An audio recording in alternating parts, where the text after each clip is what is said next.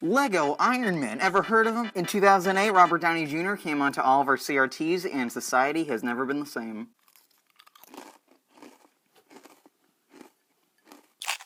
But what happens when you take Lego and Iron Man and put them together? Something I would be afraid to see in public. That's right, I did it. I built a Lego Iron Man suit. But looking at this, I don't think I'm a functioning member of society. But hey, at least it looks as trashy as Iron Man Mark 1. Or does it look more trashy? As you can see in this picture, a ton of the parts of this fell off while I was putting it on because this thing is very unstable. So I won't be putting it on during this video, so what you see is what you get. As you can see, I have stored this in the best way possible. A shelf in my closet. Also, I want to mention I did not just finish building this, I actually finished building this on Lego Build Day, which is December 27th. So it's like 2 months later now. I just didn't want to show it on camera till a while later, but then one day I was like, you know what, forget it, I'm just gonna show it on camera now. This thing is kind of cool, I really want to show it. So yeah, I finished building this thing like 2 months ago, and I started like less than a year ago. Also, I'm guessing this thing took me about a month to make, maybe a bit less, not sure. These are all the parts to the suit. There are about 12 here, and let's go through them. Also enjoyed the orange background. Yes, sorry, my desk isn't clean right now. Now, the helmet, I actually went through like 3 designs for. This is a third one. The first one was really square, and it used tank treads for the like the ring to fit on your head. But the problem with that is that, well, first of all, it's square, so it looks terrible.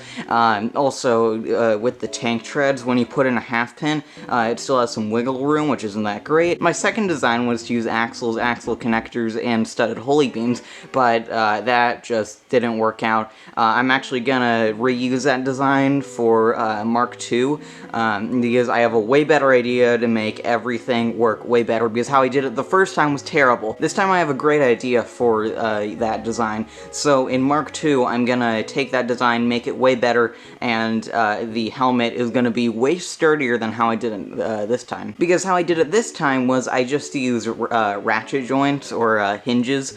And, yeah, I mean, like, it works. As you can see, I definitely have something here, but it's not great. It's not that strong.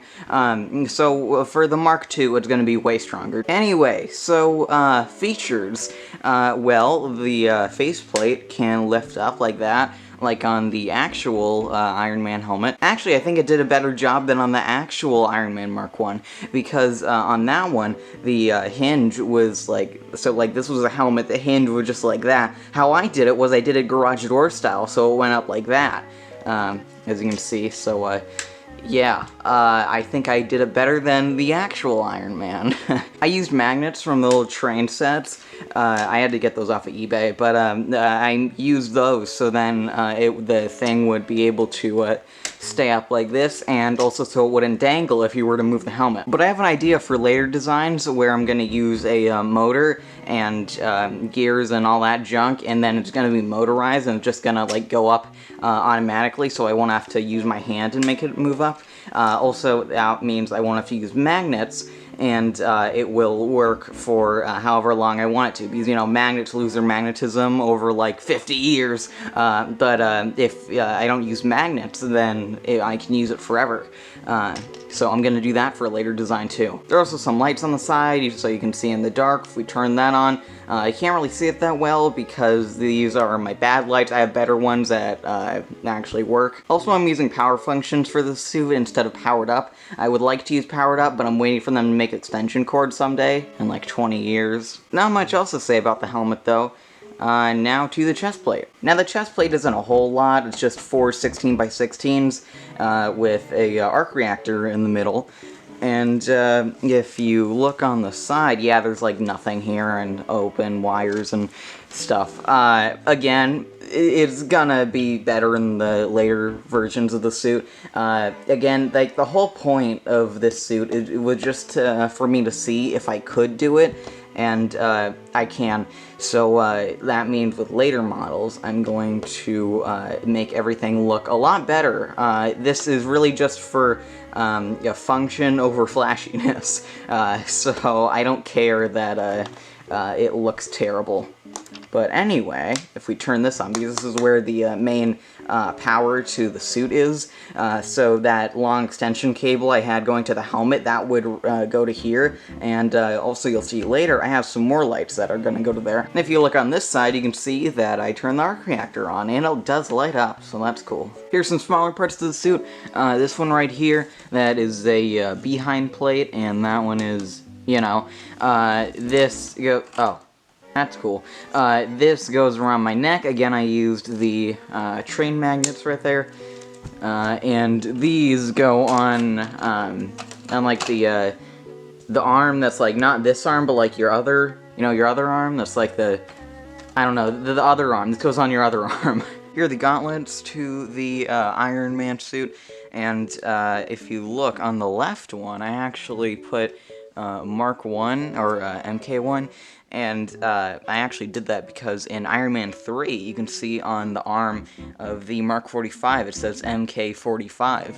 So I thought, well, you know, now I gotta do that for every model of this thing. I'm gonna do like MK whatever, so the next one will say MK2 because it's Mark 2. If you look on the top here, I included 3 of the vintage spring-loaded shooters because these are the best ones. And yeah, those can fire off. The problem is loading them, because then they always have to fire off again when you try and load them up, and it's kind of annoying. And this is what it looks like when it's on. At first it's kind of hard to get it on, but once you do get it on, it fits perfectly.